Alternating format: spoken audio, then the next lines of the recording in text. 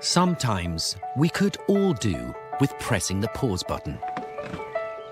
For me, that means getting outdoors and into the fresh air. We're here to have fun and relax.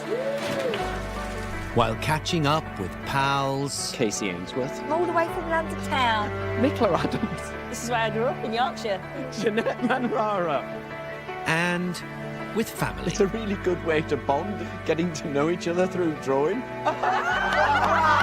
So join us My Lord, very good cat. as we show how taking a break in nature There's something about water, there's something about the coastline. Are you feeling relaxed, Joe McKelvey? Yeah, I think we've smashed it. or trying something new You have sailed before, Mark? Many, many times. Here's the next gust coming.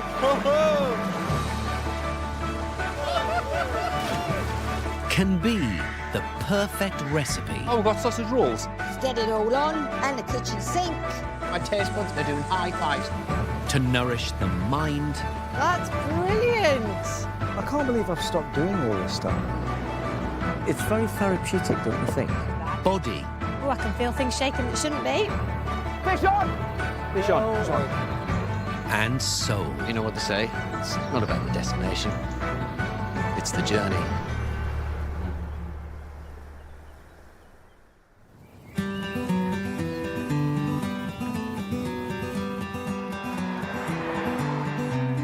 Now, usually on these two-day adventures, I'm travelling to hidden gems that are on my doorstep.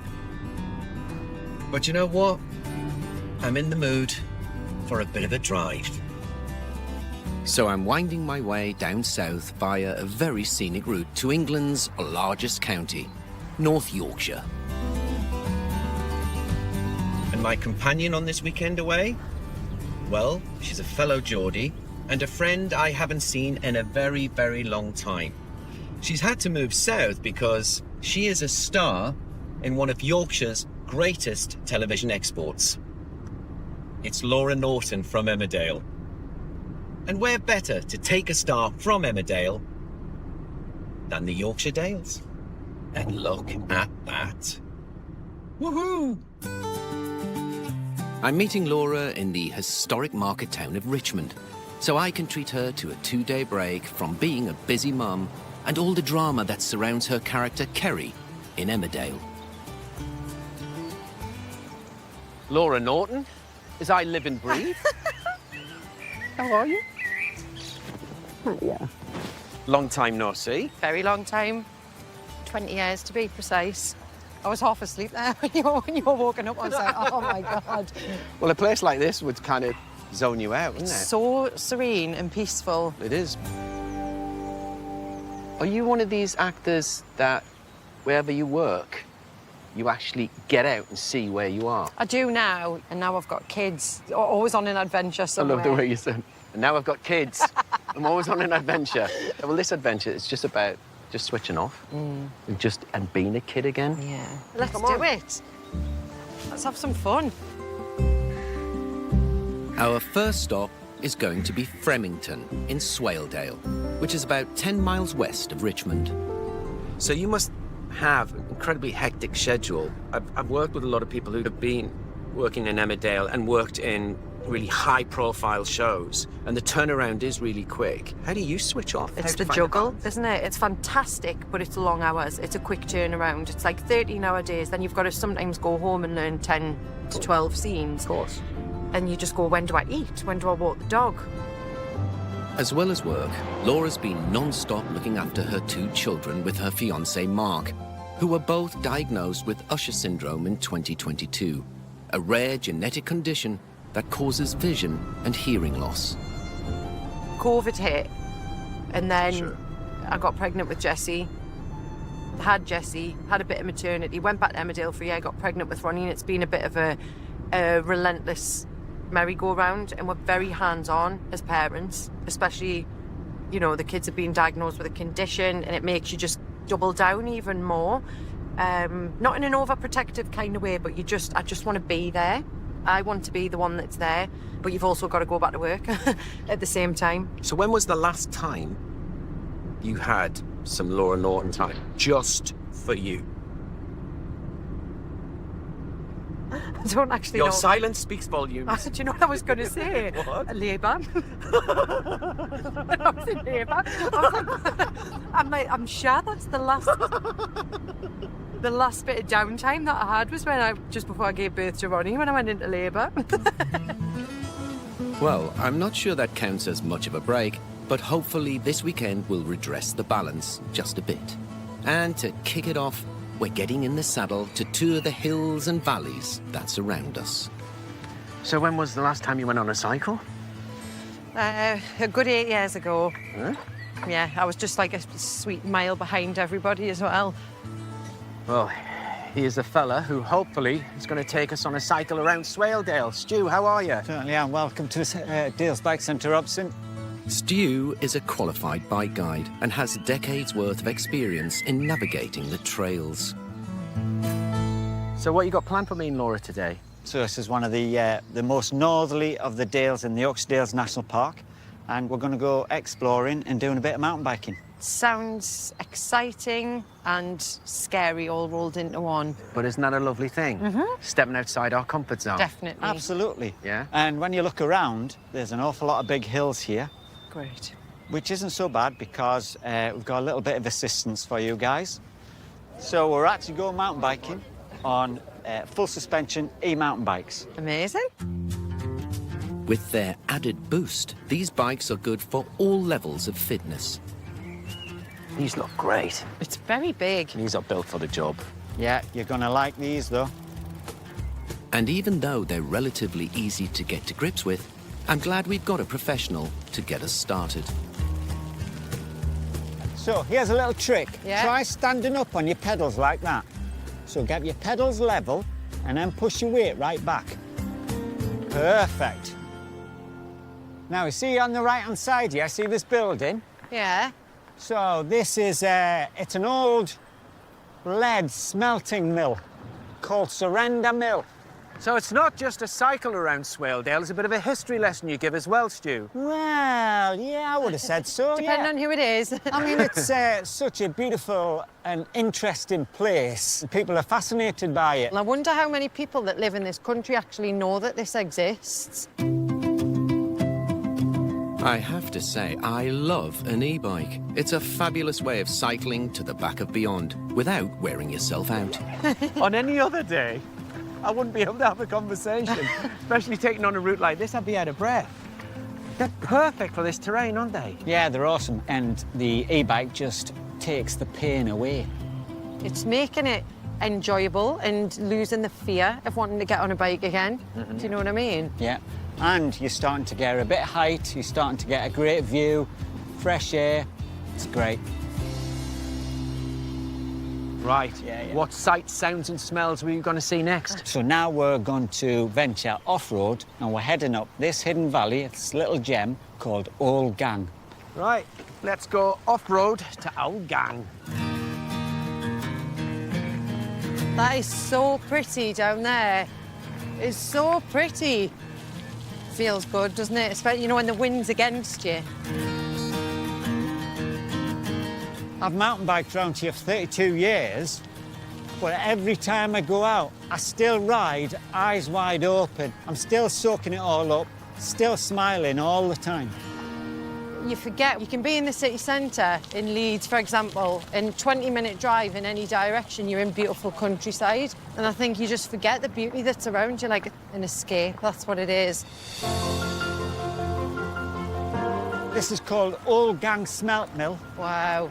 Yeah, all these spoil heaps are from the lead mining industry, which all ended around about the 1890s, turn of the century. I always think it's interesting how nature's kind of grabbing it back, invading into these broken down buildings. Such a powerful thought, that. Being off the beaten track in this part of the world has been such a treat. Look at that. Glad we came here. It's a great view. That's the payoff, isn't it? So vast and peaceful. Yeah. Stu, thank you so much. Enjoyed every second of that. Thank you. It's been an absolute pleasure. You know what they say, Stu? It's all downhill from here. Absolutely. Well, there's tea, cake and medals back at the bike centre. I'm really pleased that Laura's got such a buzz from this. Whee! And that being out in the sticks in Swaledale has geared us up for a great weekend. You know, relaxing, it's kind of exhausting, isn't it? It is, but it's like so necessary. For me at the minute, my life is just babies, work, babies, work, hectic schedule. You feel that mum guilt thing and you just feel selfish for any like crumb of time that you get and spend it on yourself. Yeah. But I feel like I'm breathing differently. Yeah, you're right. So after the cycling, are you a bit bushed? I'm whacked. You're bushwhacked. Right, well, we're going to be staying in a gorgeous part of the world. Have you ever been to Jervaux Abbey? Have not. Well, we're going to be staying in the grounds there. I love the sound of it though. Right. And I tell you what, after that amazing bike ride with Stu, you're going to sleep well tonight. I know I am. I already feel it. After the Norman conquest, it's believed Cistercian monks from France settled in Yorkshire, and one of their sites, Jervaux Abbey, now lies in ruins surrounded by beautiful wildflowers and trees. And as they walk us over to our digs for the night, owners Ian and his daughter Anna have kindly agreed to give us some of the history behind this hidden gem. I mean, I know Fountains Abbey and Rievaulx Abbey, but Jervaux? Why do you think people bypass it? I think people haven't heard of it. We're not advertised elsewhere, so it's only when people sort of come across us, and then when they do, they'll come back. And the Abbey belongs to your family? Yeah. Yeah? Yeah. That's amazing. We came into ownership in 1971.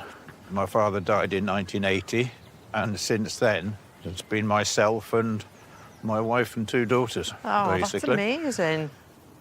So, Ian, paint us a picture. All those years ago, what sort of thing was going on here? We're actually now in the lay brothers' quarters, so they would have been doing a lot of the work. The monks would have been in prayer a lot of the time while the lay brothers were working.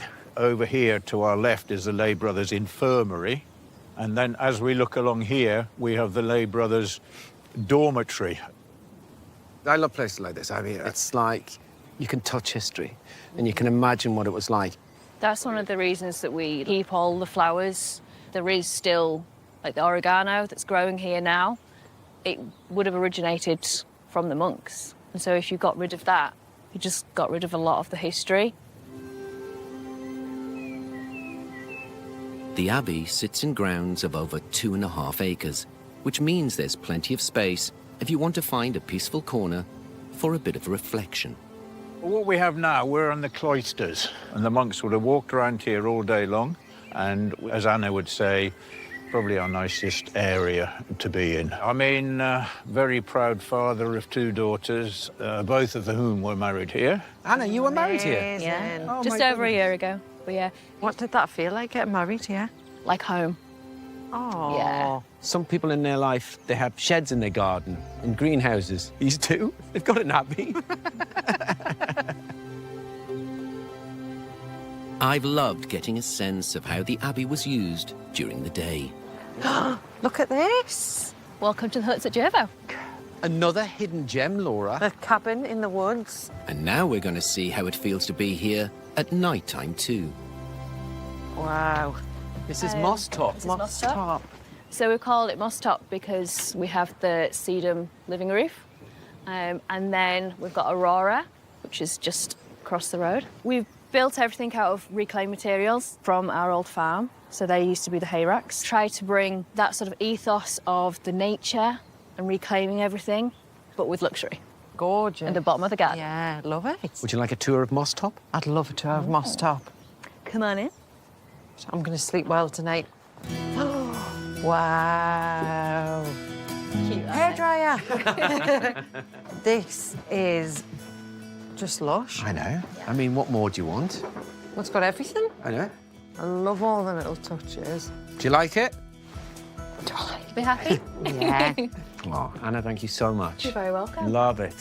Thank you so much. Wow. What an extraordinary place to rest our weary heads after a day of exploring. Well, get a good rest. Got loads planned for tomorrow, Oh, thank you. I'm which you're excited. gonna love. Can't wait. Excellent.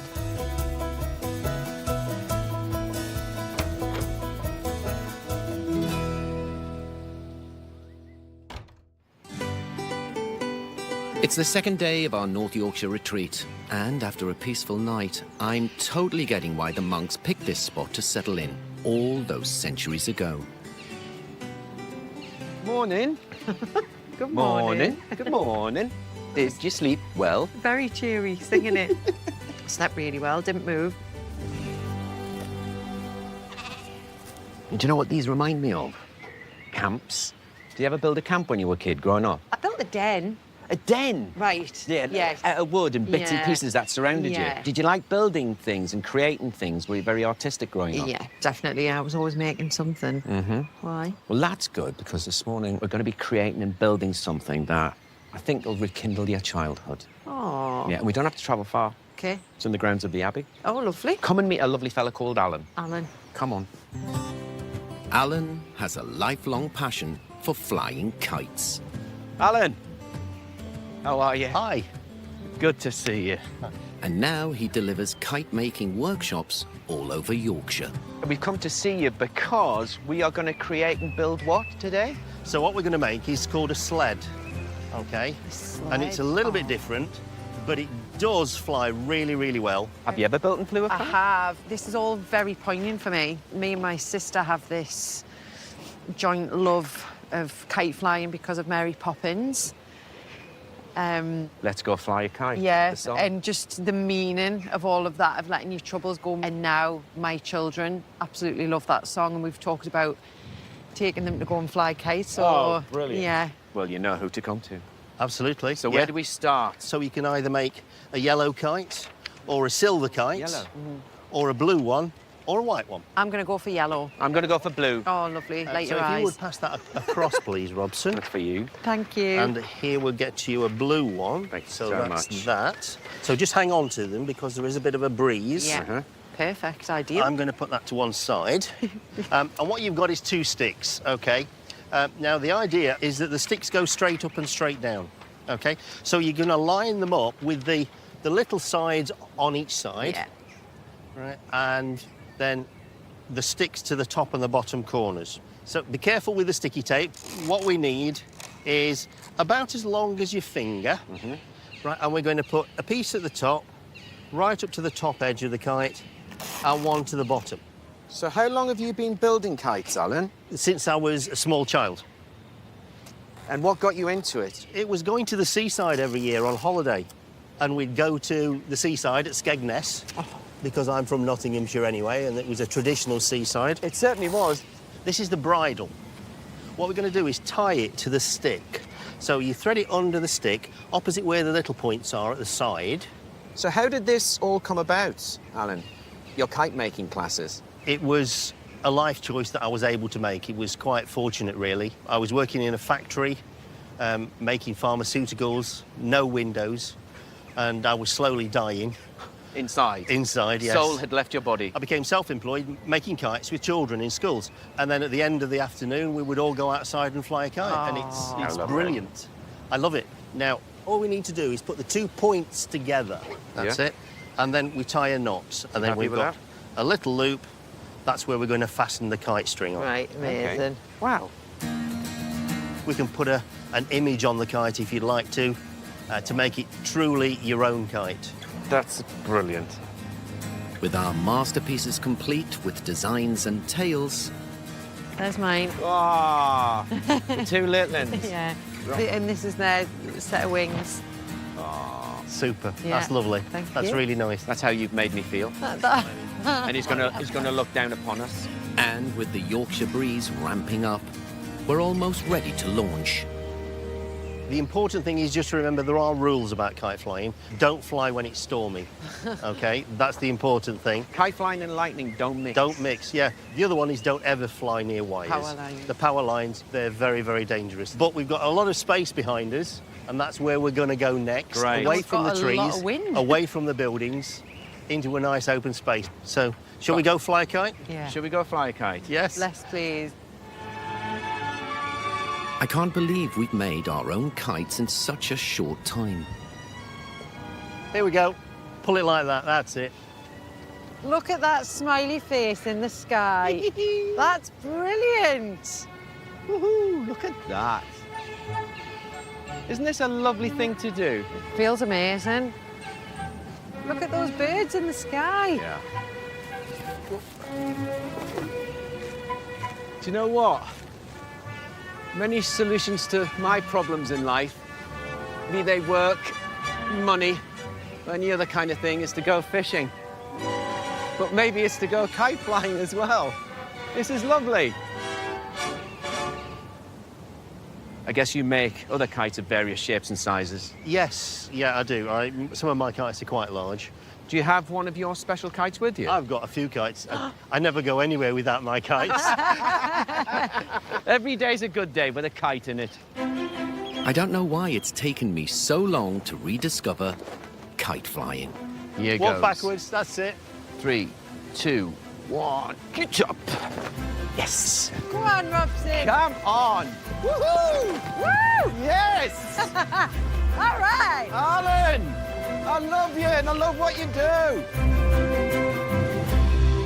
Gosh, they're amazing, aren't they? Beautiful. Well, I love my sled, but of course, Alan's kite is in a league of its own. Alan, thank you so much Thank for making you. an old man feel very young again. And it's been great to learn a new crafting skill from such an expert. It's been my pleasure. I'm glad you could come and visit. Really, really, really pleased. But now it's time for us to come back down to earth a bit with a walk in a special part of North Yorkshire. Did you go to the theatre and cinema a lot growing up? My mum and dad were brilliant. Like, they always took me to the theatre to see stuff. And then, obviously, when I started at live theatre, it was just recommended that you just go and see everything, and that's exactly what I did. We're travelling a few miles east to Thorpe Perrow Arboretum to meet someone who's also stirred by storytelling. Did you have a favourite lesson at school? English, art, music. Did you like poetry in English? Yeah, I love poetry. Oh, great. We're going to meet a lady called Emma who's going to give us a poetry lesson with a difference. There's Emma over there. Like Alan, Bradford-born Emma also runs workshops, but for her, it's all about getting playful with words. Robson. How are you Hi. on this beautiful day? Isn't it gorgeous? Isn't it gorgeous? Lovely. Lovely to see you. You too. And encouraging people to get into nature and put their feelings down on paper. So, what you got in store for me and Laura today? So, in these beautiful surroundings, we're going to use our senses, take it all in, and we're going to do a little bit of poetry. Is being in the outdoors an important part of your process? It really is. I think just from where I grew up, we were always surrounded by shifting skies and the moorlands, and it's just something that really speaks to you. Could you give us an example of what you've written? I can do, yes. So it's just a little one. So it's called Thorpe Perrow. My head's in knots. Too many passwords, cares and loss. But then I watch the sky dozing across the gold crest's wing, and the brimstone butterflies cling to this fleeting life. There she is, under Thorpe Perrow's lemon-rimed sun. Strife rolls over beneath the sweet pergola, reminding me, in greenery, the adventure has just begun. Wow. Are we going to follow that? Wow. Oh, no. No, all the way Absolutely beautiful. I've gone. Stunning. That was beautiful. Yeah. So, is it a case of we just take a walk around this beautiful arboretum and just be inspired what surrounds us, Yes. and then write it down? Yes. No Should we problem. go? Let's get going. Let's go. Yeah. Please, yeah. Okay. Follow me. Amazing. So I guess it's not only what you see, also what you hear and you smell, yeah? Yeah, it's a full sensory experience, isn't it? And the way that we take in the world is through all those senses. So we just try to inhabit that in our writing, really. Yeah. And have you always done this, Emma? No. So I'm a yoga teacher. Before that, I was a lecturer in English. So I retrained as a yoga teacher, and the writing came about after the loss of my mother. I started writing for therapeutic reasons, really, and just to deal with the grief that I was feeling. So the challenges you've had in your life, Laura, what methods do you use to actually get through things? Well, once upon a time, it definitely would have been yoga. But I think since I've had kids, I don't think I've got any release. Maybe being in the car and listening to a podcast or music. So does your poem have to rhyme, or is it just the phrasing? You can use rhyme, and you can use patterning in sound. It's really what you feel. You just make some notes and then just let your mind drift. Yeah. That's lovely. And look at that. I know. I mean, talk about inspiration. Look at the colours. Oh, my gosh. It's just a balm on the soul, isn't it? A balm. Oh, well, that's got to go in. That's plagiarism, isn't it? Have you written something? I have. Have you? Mm-hmm. Okay. Okay. Are you willing to share? Are you willing to share, Laura? Yeah, go on then. Right. You ready for this? Yes. And you know, I'm quite a fragile soul, so... I'll be gentle. Okay. Okay. In the dales, where the trees and wildflowers dance, Emma, Laura and I walked around in a beautiful trance. In nature's embrace, we found our wealth. And Laura and I discovered that within poetry is mental health. Wow. There you go. Like that. Lovely. All right. Everything in a nutshell. Just sums it up, doesn't it? Come on, then. Right. Your turn. All right. I see the trees, the flowers, the ground, the birds that sing. I hear the sound. My children's eyes now make me see, but do they see things so differently? I know they do not hear the same. That's the beauty of life we gain. I want to share my moment here of peace within my heart so clear, connected to the living things around and simple joys they bring. When we stop and breathe, look, listen, we find this simple nature can satisfy our mind. Lovely. Connected to the living things around. That was for you, that. Oh, Love that. And Ian. I've gone. I'm done.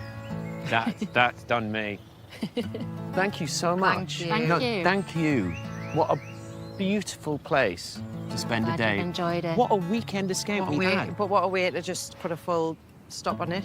We just created memories. Yeah. Yeah. That will last a lifetime. Yeah, definitely. Lovely It's to been meet wonderful. you. Lovely to meet you. Lovely to meet you.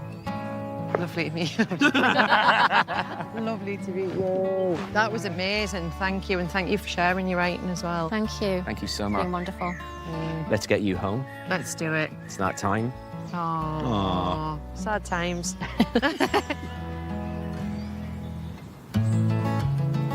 It's always bittersweet when a weekend escape comes to an end. Great company and tranquil locations are a wonderful combination for happy times. The perfect way to recharge, ready for the week ahead.